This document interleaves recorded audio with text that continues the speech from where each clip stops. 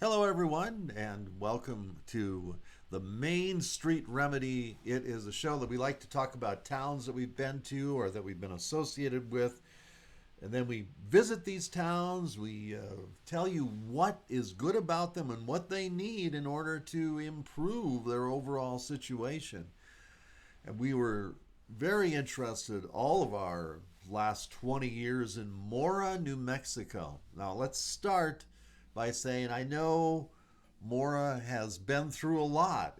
I think it was one of the few towns that wanted to fight the Americans when they invaded New Mexico with General Carney going to Las Vegas, New Mexico, going up on top of a building and saying, "Hey, oh, by the way, you guys are now part of the United States." Well, in Mora, they were actually sending soldiers to try to fight this proclamation, and they thought that they had the help of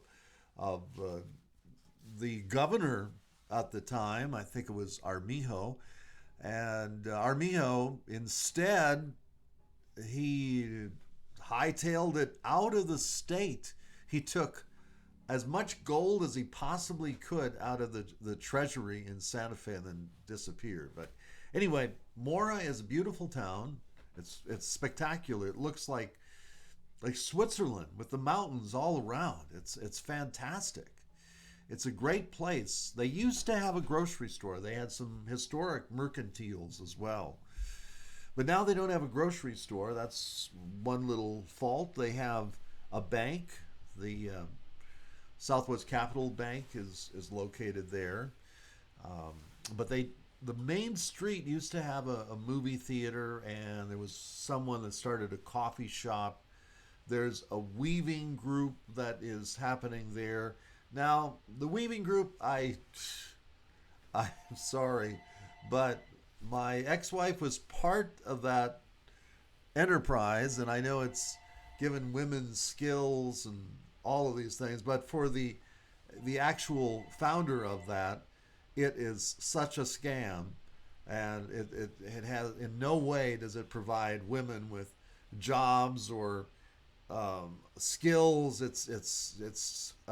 I'm sorry, but there's too much on that. Okay, so let's talk about the good stuff. Right behind that weaving mill is an old grist mill that used to supply Fort Union, and then a little further down on that highway that goes to Angel Fire and all these wonderful Guadalupita, all these beautiful places is an alpaca ranch, and it is pretty amazing. I think that the owner used to have a salvage yard in Chicago and got the money and started this.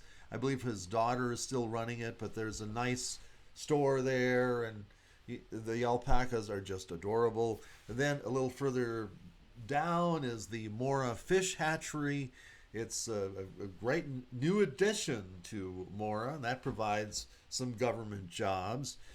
And if there's a road that goes up above Mora that I've taken, and there's some uh, beautiful mica, I believe it is, rock on the side of the hill there, and it goes, winds around, ends up in Pandaray and Sapio, and that whole area is beautiful. And the one thing about Mora is that they're very firm in trying to keep everything somewhat the way it is, so it's not completely overdeveloped and gentrified. Because I don't know about you, but I'm getting tired of it. I just want a community that is normal. Now, yeah, I mean, Mora has some biases against outsiders, but they are not without reason.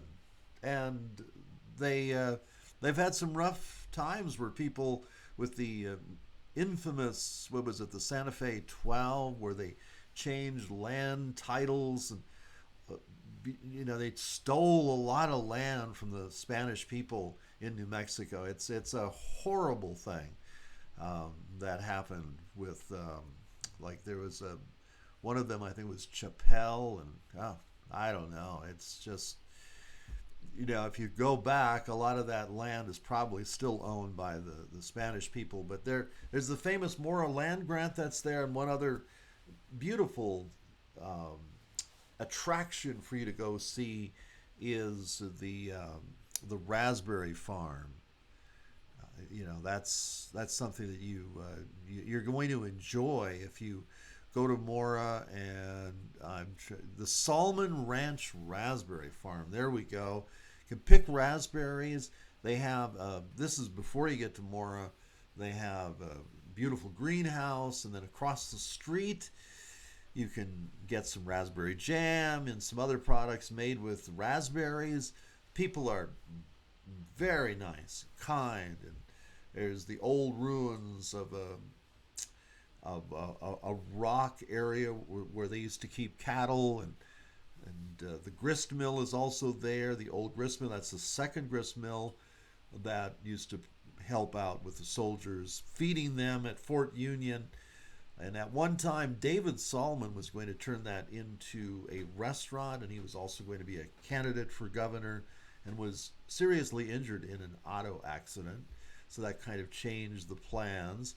But it's a nice place to go. So Mora itself has so many things to see, but the downtown and the locals need to add more businesses so that in the winter they don't have to go all the way to Las Vegas or all the way to Mora. And there's a lot of corruption in Mora.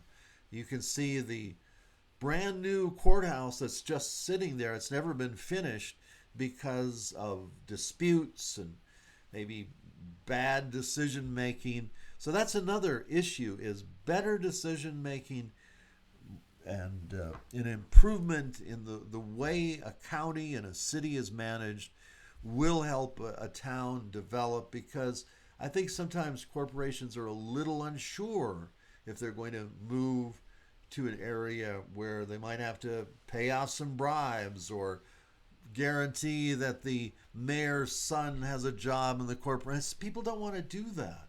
So what you need is just straight up development that could provide meaningful jobs for Mora.